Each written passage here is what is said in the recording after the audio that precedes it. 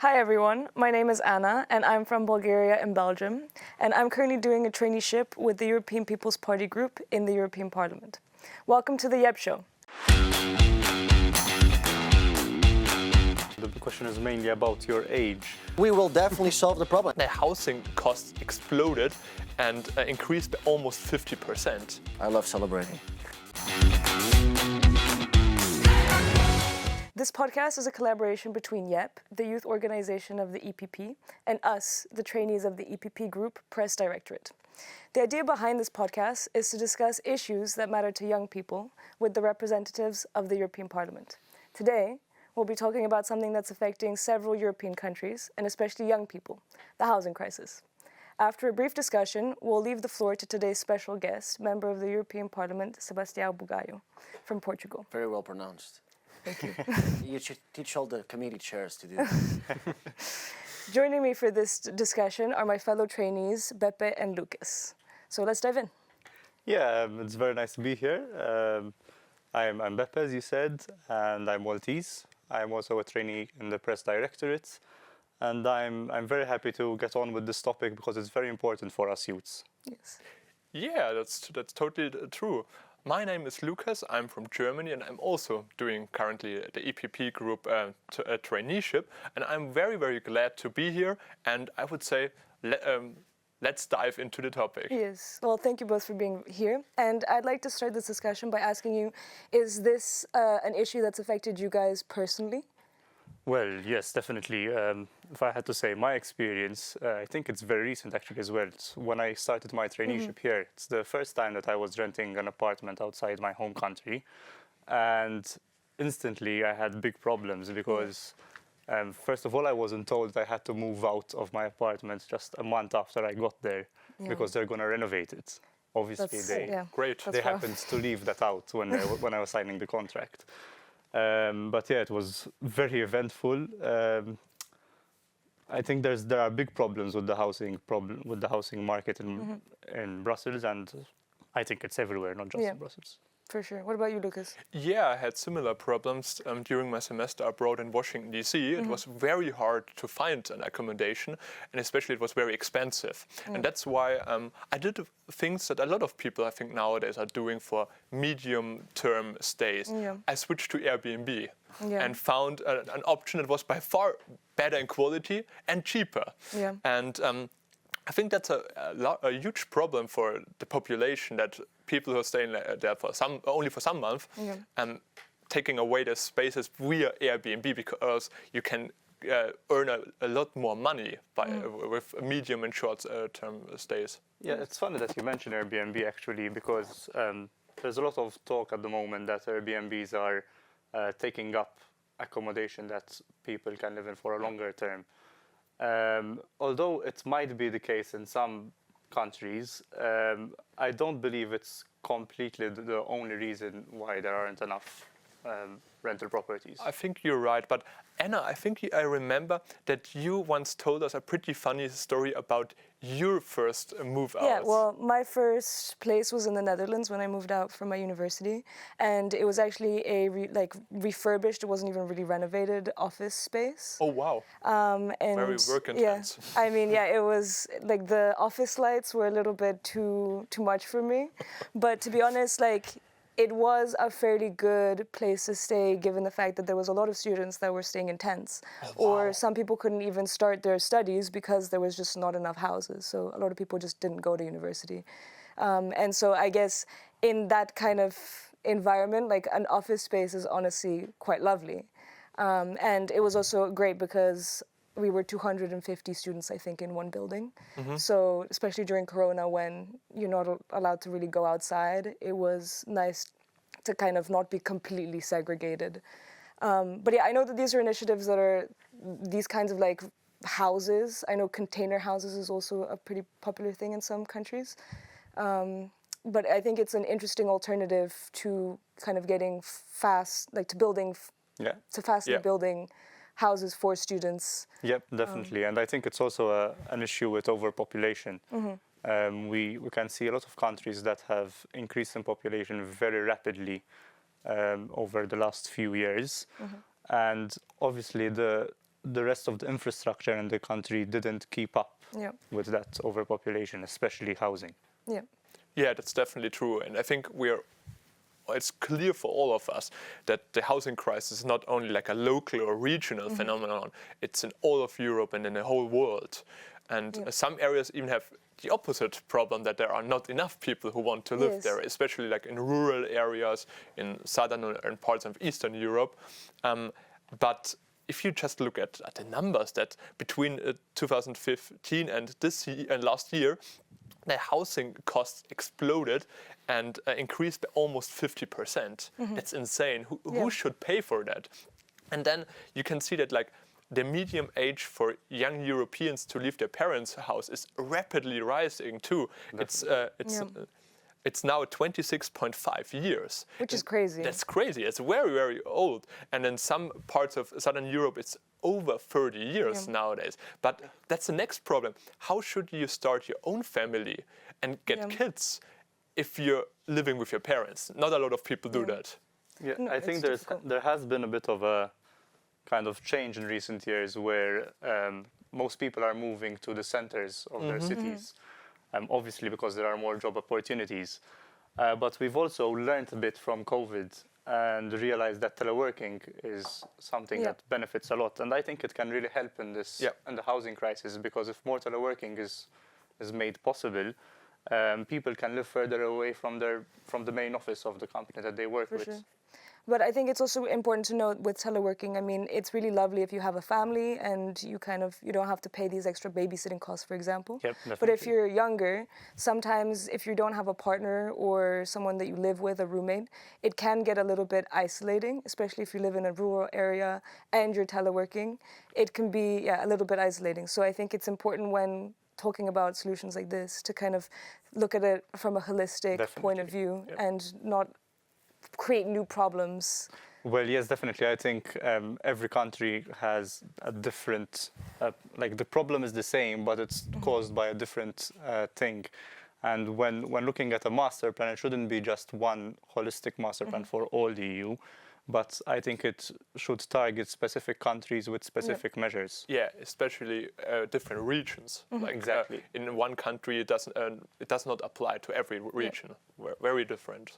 For example, I think in the East also, it's not so much a problem of there isn't enough housing, it's that some of the apartments are quite old, and thus, while it might be cheap to buy, it becomes a little bit more expensive once you have to start renovating and putting extra costs here. But buying is another thing. We talked the majority of our time about renting, but for example, buying is really expensive nowadays, and there are not a lot of ways to change that. You can, of course, try to deregulate it and reduce bureaucracy. But what do you guys think might be ways to get the prices down? Yeah, I mean, in Malta, they didn't really manage to get the prices down. It's a bit impossible since it's a very small island and there's limited property. But what the government is doing is it's created a grant for first-time buyers.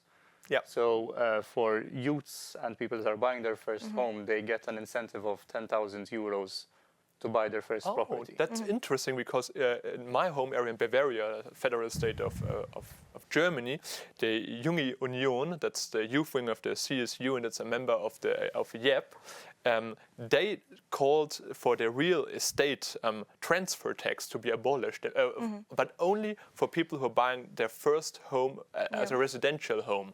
And I think that would be it's a small step, but a step that could definitely help a lot of young people. Definitely. Yeah, and I also think that another thing is tax on secondary residencies. So it kind of limits the number of people who are buying like 10s or 20 houses to then rent out, because then that obviously reduces the housing market. I know that that's something that some countries do. But with that being said, we're going to move on to the second part of our podcast, which is going to be taken over by Adrian. Hello everybody, I am Adrian. I am also a trainee in the European People's Party, as well in the press unit. We are colleagues with Lucas, Beppe and Anna. And today we are very happy because we have with us Sebastião Bugalho. Welcome to our podcast. Hi. How are you doing? I'm very fine. I'm here with you. We are very, very happy that you are our first guest of the YEPP Show. It's an honor. It's an honor also for us. But before the interview, now we are going to make you some questions about housing. But before the interview, we want to recall that Sebastião Bugalho is a member of the European Parliament, and he is also a member of the Special Housing Committee that the European Parliament has set up in the last months, and is going to be temporary during 1 year for address this important topic. In addition, MEP Bugalho was the first the head of the list of the Aliança Democrática, the EPP Portuguese delegation in the last European elections. Only with 29 years old, you were the head of the list. 28. So I was still okay. 28. Okay, so even more impressive. Now I'm 29. Yeah. And I think that we all of us think that it's very important and very interesting that a very young MEP is with us today for speaking about housing, to explaining us the housing issues, and especially with, probably you have a very special empathy towards the young generations. Yeah, I'm part of it, so I am empathic towards myself as well. It's not. With my generation, with your generation. Exactly. So, Sebastião, can really I call happy you? that you start on the youngest. Yeah.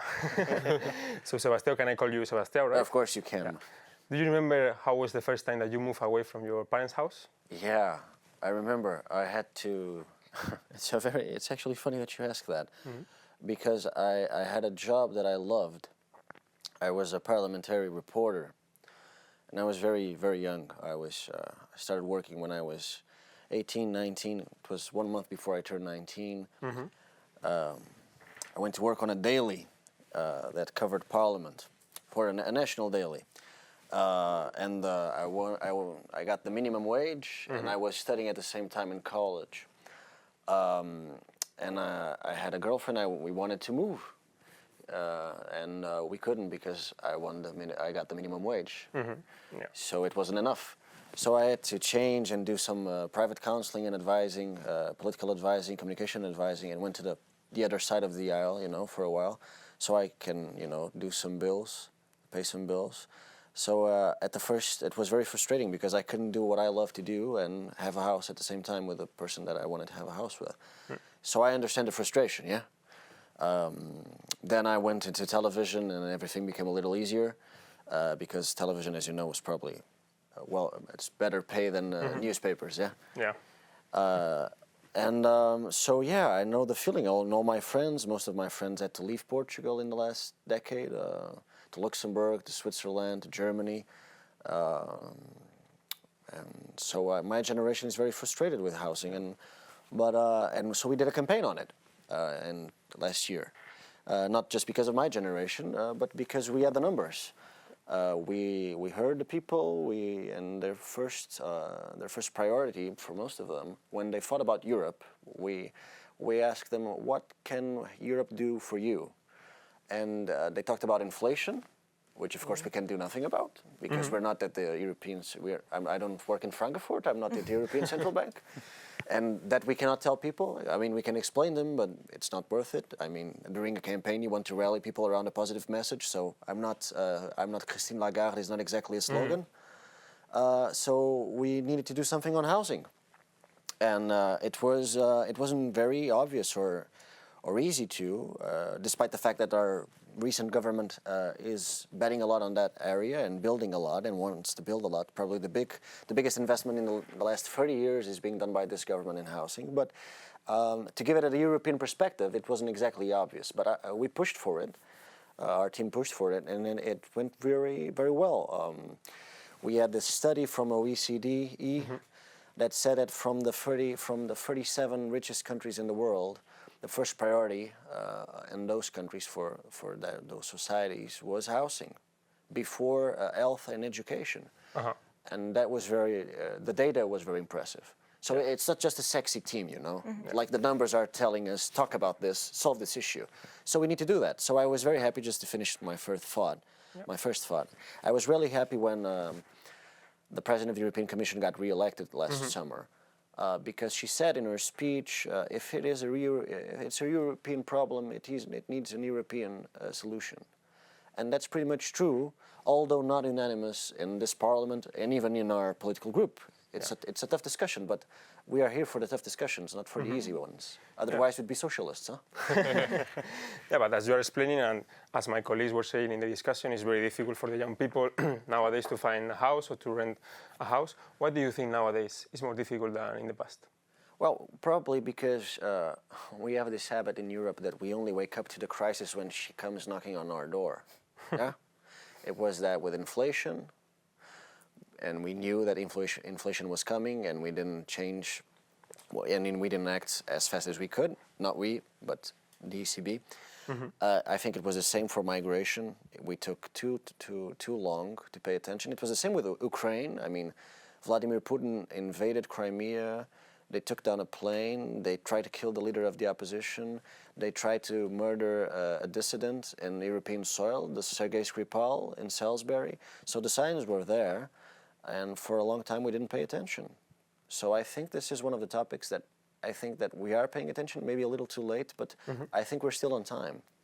And I was very happy that President von der Leyen, that we supported, she came to the last event of my campaign in Portugal. I'm very grateful to her. And I talked about housing on that speech. And I'm very grateful that she nominated a housing commissioner for the first time in the history of the commission. I'm really happy that we are having the special committee on housing, and I get to be a part of it.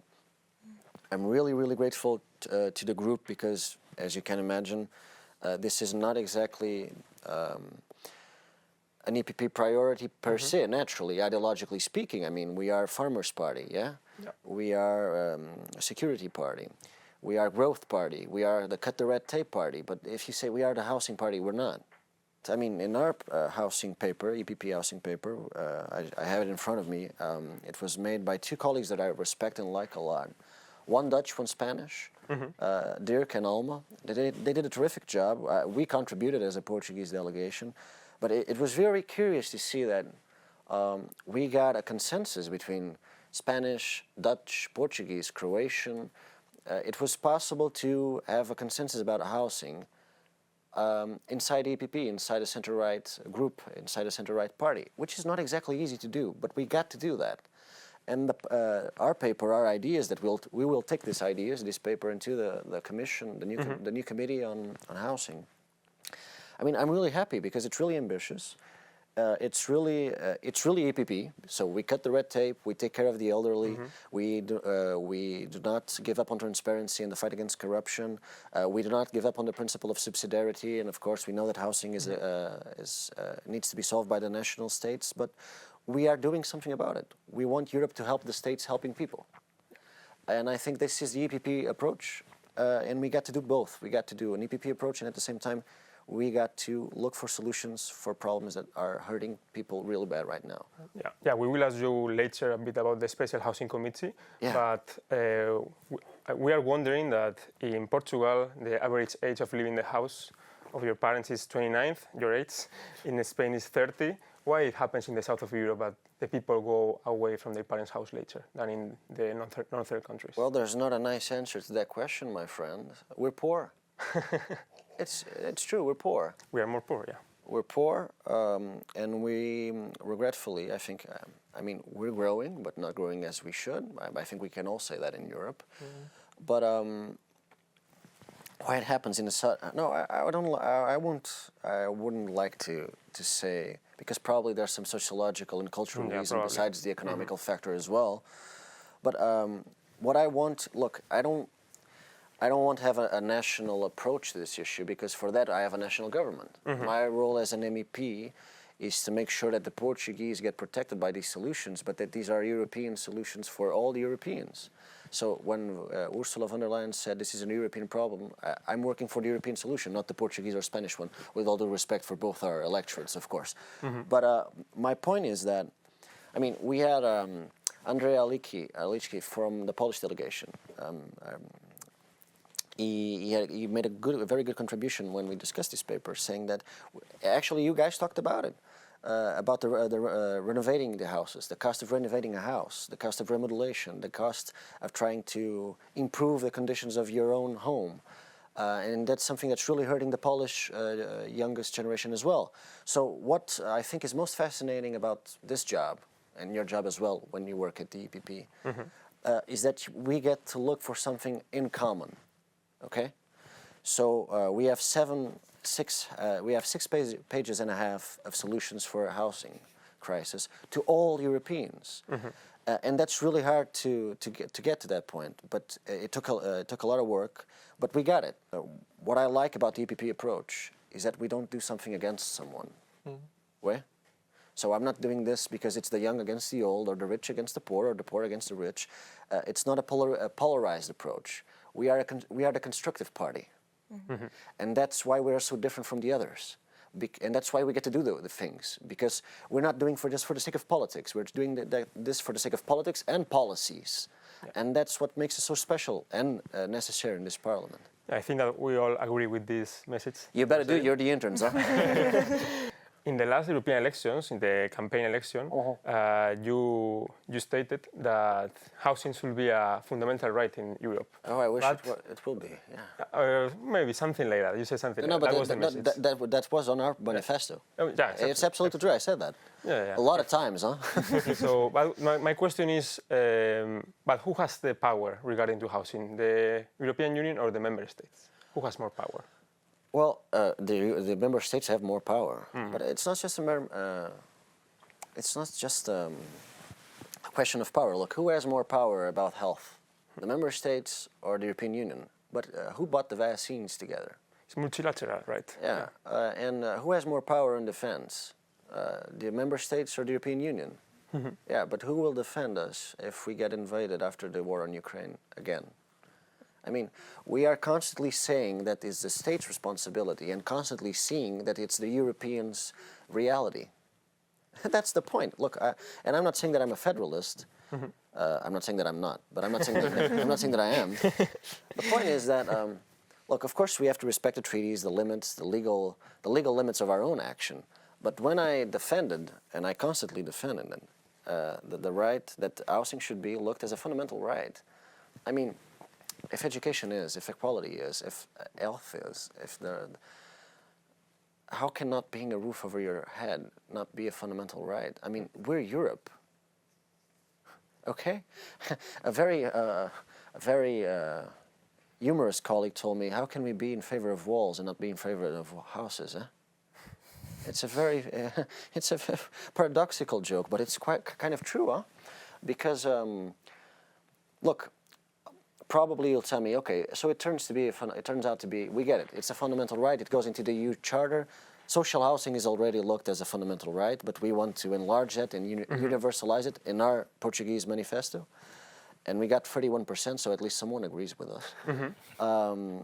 But what would change? And I think it would change, because every European would have the right to say, no, this is a fundamental right. So you, as a politician, as an elected politician, regardless of where you're elected to, your local mayor, your member of the national parliament, your president, your head of state, your member of the European Parliament, you get to be held accountable for not solving that problem. And we need to be held accountable for being incompetent when we're politicians. That's the difference between democracy and dictatorship. People get to tell you, you failed. Okay, sorry, Mr. Bugallo. I don't intend to fail. No worries. We are running out of time. But in my part of the interview, I would like that you just say in a few seconds a message for the young people that are concerned about housing. We will solve the problem. All right. We will definitely solve the problem. I have absolutely no doubt. I'm pretty sure of it. I would bet my fingers that we would solve the problem. Yeah, I would bet my mandate. I would bet my job. We will do this. Look, there is absolutely no way that things are the same when we finish these 5 years. There's absolutely no way that the solution of the housing crisis did not come from an EPP solution, from the EPP idea. We will be part of the solution. We will have the better proposals, the better solutions, and we will work every day to solve it. So in 10 years, when I become, I don't know, when my kid goes to school for the first time or something, and he starts saying, yeah, I have a girlfriend and I have to move and I want to get out of home. And okay, not 10 years, maybe 20. I'm not a parent yet. But either way, in 20 years, when my kid tells me, Pops, I met a girl and I want to move out, I want him to be able to do the thing that he loves as a profession and at the same time live with a person that he loves in his house. I mean, of course, he will love me as well, but probably not as much as to keep living with me until he dies. So I want my kid to be as free to choose where he lives as free to choose what he does for a living. And that's the Europe that I want my kid to live in. And that's the Europe that we're working here as EPP party and group to give for the next generations, for our generations. So we will do it. I'm positive sure. Yeah. Okay, Sebastião. You don't sound much convinced, my friend. Yeah, we are convinced. We think that it's a difficult issue, but I think the EPP has the strength and the values for. We will do it, my friend. Yeah, but the interview is not done yet. The social media followers of YEPP want to ask you some things, so I go back to Anna. Okay. Yes, so Thank you very much for your questions. Huh? Thanks to you for your answers. So we have a couple questions from the social media followers, Beppe and. Yeah, one of our followers was asking, and the question is mainly about your age and how you as a young MEP managed to basically debate with such more experienced people, and what challenges you face. You know, there's this book, I don't remember the title, that says that when you have a mission, you have to have 1 part brave and 3 parts fool. So that's kind of the equation. Huh? But yeah, I mean, age is a problem that time will solve. I tried to grow a beard, I wasn't much successful. And sometimes, you know, how do you say it? Those folks that are on the doors here in the European Parliament, they have a special name, I forgot. Yeah, you don't know either. But they have a special name, very nice people. They gave me a tie for Christmas. But most of the time they thought that I was an APA, an assistant, an assistant, or an internee, because I'm as young as you guys are. So there was these times that they told me, no, you can't get into this room, because they thought that I was not an MEP. And there was this very funny time, very funny story in Napoli, where it was this room with Joseph Daul and Antonio Tajani and Manfred Weber and all the, you know, the great figures of the EPP family. And there was this very, very nice Italian girl at the door saying, no, no, you can't hit here. You're right there with the advisors. And I said, okay. So what do I do now without not being to be impolite? And I wasn't impolite. I just kept on walking. But so the age, you know, it provides some stories for you to tell at dinner table. Otherwise, I don't feel treated in a different way. The group was marvelous with me. I have absolutely 0 reasons to complain. And I'm not being politically correct, which, as you see, I'm not. They just put me in the family, and that was it. They don't care about my age. They care that I do my job in a proper way, and I will do. So. About the next question, we already talked a little bit. The question is, what do you expect of the new Commissioner for Housing, Dan Jorgensen, and his work? EPP was in favor of creating this position. Well, I was. The whole group was. Yeah. I was very happy. As I told you, I think that the fact that we have the first commissioner, the fact that we have a special committee, the fact that we can, and I hope we will, look at housing as a fundamental right here at the European Union, it sends the right signal to the young generations who maybe will look at our old center-right, center-left parties and think, okay, you guys are here for 40, 50 years in your countries and in Europe, and we are also in these crises because you weren't able to solve these issues while you could. So it's part of saying to the people, we understood that we didn't do enough, and now we need to do it. We got the message. We need to deserve your trust, we need to regain that trust, and we need to solve the problems that you care about. Otherwise, you will look for someone else to vote. That's pretty simple. It's your right to do so. It's democracy. So either we do our part, and we are doing our part, or people will turn our back on us, our future voters. So we are fighting for our voters, but also for our future voters. So I was very happy that the President of the Commission, the President of the group, the President of the party, my Prime Minister are looking at housing as something that we really need to do something about. So, but as I tell you, we should not just send signs. We need to do proper politics and proper policies as well. And that's what we're looking for at this committee. Well, I think that concludes the first episode of this podcast. Thank you once again, MEP Bugalho. You can call me Sebastião, no need to, or MEP Bugalho. Thank you very much. No, I thank you. Thank you guys, and congratulations on your work. Thank you very much. I count on you, huh? Yeah. You've been listening to the YEPP Show. Thank you for joining us today, and make sure to follow us on our social media.